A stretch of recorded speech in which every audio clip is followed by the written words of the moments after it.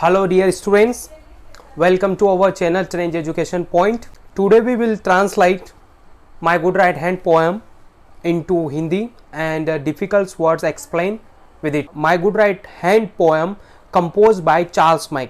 Charles Mack एक poet भी था, जर्नलिस्ट, नोवेलिस्ट और राइटर. ठीक है, इस पोएम के माध्यम से कवि चार्ल्स मैक आपको कुछ संदेश देना चाहता है. तो वो संदेश जब आप इसको पढ़ोगे तब आपको आसानी से समझ में आएगा, क्योंकि प्रैक्टिकल इज द बेस्ट. तो देखिए हम स्टार्ट करते हैं आज हमारी poem my good right hand, जो चार्ल्स मैक के द्वारा लिखी गई है. आपको इसका फर्स्ट स्टेंजा मैं बताने जा रहा हूँ, पढ़ाने जा रहा हूँ, तो आप अपनी पेंसिल भी साथ में रखिएगा.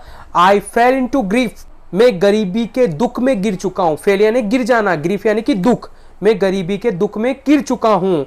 एंड बिगेन टू कंप्लेन, और बिगेन यानी प्रारंभ कर देना, कंप्लेन यानी शिकायत, और मैंने शिकायत करना प्रारंभ कर दिया है. आई लुक्ड फॉर का मतलब एक फ्रेजर वर्ब है. लुक फॉर यानी तलाश करना, मैं तलाश रहा हूं. अ फ्रेंड, एक दोस्त, एक अच्छे दोस्त की तलाश कर रहा हूं.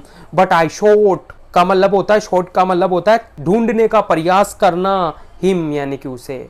लेकिन आई शॉट मेरा ढूंढने का प्रयास, हिम यानी उसे, इन वेन, वेन यानी व्यर्थ गया, मेरा उसे ढूंढने का प्रयास व्यर्थ गया, यानी कि सच्चा मित्र ढूंढ रहा था वो. कंपेन्स का मतलब है मित्र, कंपेन्स का मतलब होता है मित्र. वह शाय, वो अमैत्रीपूर्ण हो गए, यानी कि वो उससे दूर हटने लगे, क्योंकि वो गरीबी में गिर चुका था, इसलिए उसके सभी दोस्त दूर हो चुके थे. एंड और अक्वेंट्स यानी कि उसके जो परिचित लोग थे, और स्ट्रेंजर यानी कि अपरिचित लोग, जो उसके परिचित लोग, जो उसके मित्र थे, वर कोल्ड, वह शांत होकर के बैठ चुके थे, यानी कि वो उसकी मदद नहीं करना चाहते थे. दे गेव मी, वे मुझे देते थे, गुड काउंसलर यानी कि वो मुझे अच्छी सलाह देते थे. बट डिडेड दियर गोल्ड, लेकिन वो मुझे पैसा नहीं देते थे. तो देखिए वो दोस्त तो एक अच्छे दोस्त की तलाश कर रहा था. उसके पास इतने दोस्त होने के बावजूद भी चार्ल्स मैक ने इस कहानी में यही कहा है कि वो एक अच्छे दोस्त की तलाश कर रहा है, लेकिन वो दोस्त उसे मिलता है या नहीं मिलता है ये हम आगे देखेंगे. ठीक है, सभी उसको एडवाइस देते हैं, लेकिन उसको कोई पैसा नहीं देता है. आपका second stanza, let them go I exclaim, मैंने विस्मय पूर्वक कहा, जाने दो, यानी कि वो जो उसे सलाह दे रहे थे वो कहता है जाने दो.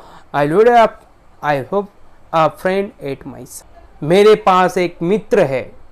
वो कहता है मेरे पास, आई हैव अ फ्रेंड, मेरे पास एक मित्र है. टू लिफ्ट बी, जो चाहे कुछ भी हो जाए, लिफ्ट यानी कुछ मिसाज, हंसमुख. एंड एड मी, जो मेरी मदद करेगा, एड यानी हेल्प करना, मदद करना, जो मेरी मदद करेगा. वॉट यूर बिटाइड, चाहे कुछ भी हो वो मेरी मदद करेगा. To trust to the world is to build on the sand, दूसरों पर भरोसा करना रेत का महल बनाने जैसा, वो कभी भी पीछे हट सकता है. तो कवि ने सबसे अच्छी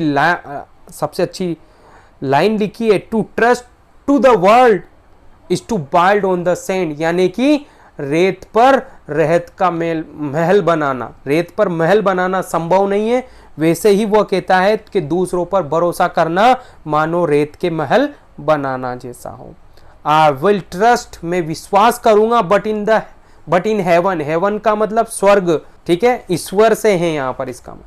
वो कहता है मैं विश्वास करूंगा ईश्वर पर.